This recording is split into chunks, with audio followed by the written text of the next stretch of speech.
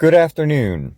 I'm Daniel Michael of the Main Street Universe Radio Network, and I'm here in my new home in the mountains, Hagerstown, Maryland, to do a brief rebuttal of some more fear-based press from a clergyman, a somewhat confused clergyman, author, Lucas Miles. His book is called Pagan Threat. America's Godless Uprising. I will start my rebuttal. Oneida, Mohawk, Onondaga, Cayuga, Seneca, and Tuscarora. The Six Nation Iroquois Confederacy. You might be asking, why are you bringing that up right now, Daniel? I will explain. Dr. Benjamin Franklin had a quote regarding this confederacy. Spent a little time with them. Quote, "For all their government is by the counsel of sages. There is no force. Hence, they generally stay oratory, the best speaker having the most influence," unquote. Now, in interviews, clergyman and author Lucas Miles has been quoted as saying more than once that the Constitution of the United States of America was based on, are you ready for this? The book of Leviticus in the Bible. And therein lies the dilemma, folks. Is he a Christian?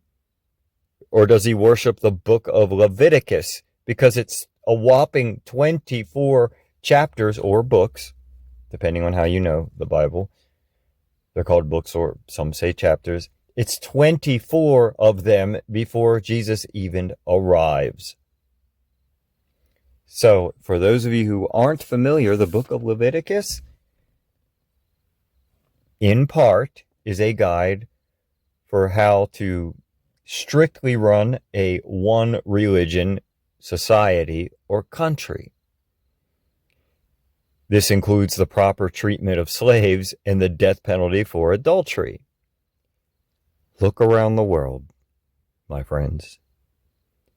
Do you think, I ask you, as thinking individuals, do you think that strict one religion countries look like nice places to live? Ask yourselves, is that what you really want?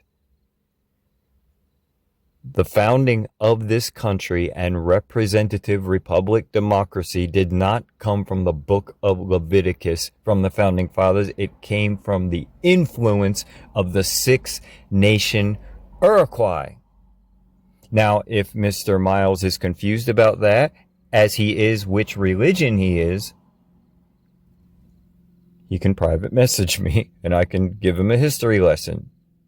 Now, obviously, Mr. Miles leans to the right wing of the political spectrum.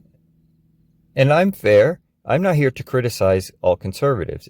I could be criticizing the left on another post. If I was, I'd probably be focusing on structure, lack of strategy, unnecessary loaded language, alienating half the voting class, and lack of innovative funding proposals. But let's not do that today. Let's get back to today's point. The freest, most effective, and yes, safest countries in the world have three basic things in common. One, free markets, to varying degrees, but at some point in the infrastructure, you need a free-flowing market system.